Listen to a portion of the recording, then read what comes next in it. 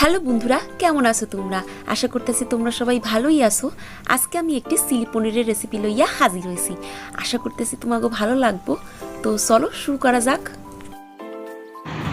এখানে আমি চকু চকু কইরা পনির কাইটা লইছি, পেঁয়াজও সেম ভাবে কাইটা লইছি, কাঁচা লঙ্কা লইছি, আদা কুচি, রসুন কুচি, নুন, কর্নফ্লাওয়ার আর চিলি সস, টমেটো সস লইয়া লইছি। এবারে এই উপকরণগুলো দিয়া আমি রান্নাটারে করুন। চলো। ও একটা কথা তোমাদের বলতে আমি ভুইলা গেছি, এখানে আমি লঙ্কার গুঁড়োটারে জল দিয়া মাইখা লইছি।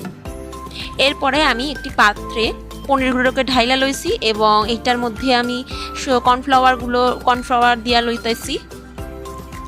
তারপরে পরিমাণ মতো লবণ দিতাছি, স্বাদ মতো লবণ যারে কই আমরা। তারপর আমরা এখানে একটুখানি ওই লঙ্কার গুঁড়োটা যেটা জল দিয়ে মিশাইয়া লইছিলাম ওইটা এখানে মিশাইয়া লইতাছি। এবারে আমি ওটাকে ভালো কইরা চামচ দিয়া মাইখা লইতাছি। মাখা আমার হইয়া গেছে বন্ধুরা। এবারে আমি একটুখানি কড়াইয়ের মধ্যে তেল গরম কইরা লইছি। এবার আমি এক এক কইরা পনিরগুলোরে দিয়া দিতেছি, আস্তে আস্তে দিতেছি যাতে আমার তেল ছিটকাই আমার হাতে না লইয়া যায়, তাহলে আমার হাতটা পুইরা যাবে, দেখতে তখন আমার খারাপ লাগবে হাতটা। এই লিগে আমি ধীরে ধীরে দিতেছি।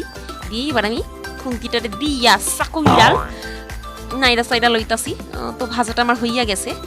এবার আমি একটা ওই কড়াইটার মধ্যে ওই তেলের মধ্যেই আমি রসুন কুচিটা দিয়ে দিলাম, পেঁয়াজ লঙ্কা যেটা আমি কাইটা লইছিলাম ওইটা আমি দিয়া নিলাম, দিয়া নিছি। এবারে আমি আদা কুচি দিলাম, দিয়া ভালো করে মাইখা চুইখা লমু, স্বাদ মতো লবণ দিয়া নিলুম এবং ভালো কইরা আবার মাইখা নিলুম, খুন্তি দিয়া। তারপর আমি লঙ্কা যে গুঁড়াটা কইরা লইছিলাম ওইটা আমি এখানে ঢাইলা দিব,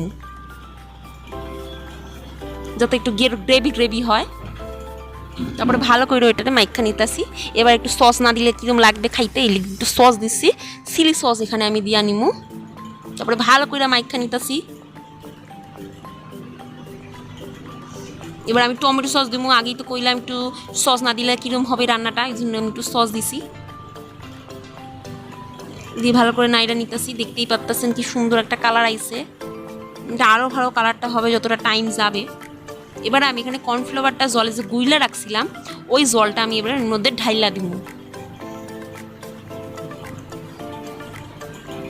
দিছি। এবার এটা আমি একটুখানি ফুটতে জন্য টাইম দিব। এটা যদি একটু ফোটে জিনিসটা একটু মাখা চোকা হইবে, এটাকে ঝোল ঝোল হইয়া গেছে, একটু ফুটলে একটু মাখা চোকা টাইপের হইবে, তখন দেখতেও দারুণ লাগবে আর খাইতে তো কোনো কথাই হইবে না।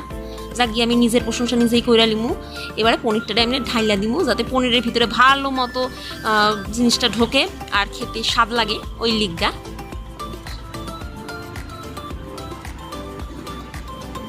মাইখা চইকা লইতাছি যাতে পনিরের চারো দিকটা একেবারে মশলাটা ভালো মতো লাগা যায় ওই লিগা।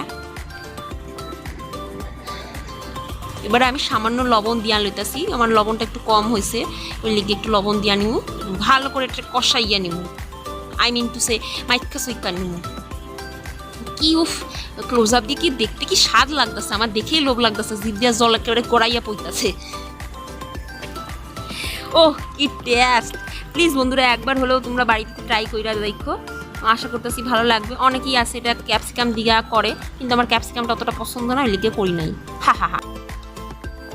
আশা করতেছি আপনাকে ওই ভিডিওটা ভালো লাগছে। যদি ভালো লাগতে থাকে তাহলে একটা লাইক কইরা দিবেন, আর চ্যানেলে নতুন হইয়া থাকলে চ্যানেলটিতে সাবস্ক্রাইব কইরা পাশে থাকবেন। যদিও এটা আমার একটা নতুনই চ্যানেল আমি ওপেন করছি রান্না আপলোড করার জন্য। ততক্ষণের জন্য দেখা হচ্ছে পরের ভিডিওতে। Thank you so much for watching. Tata.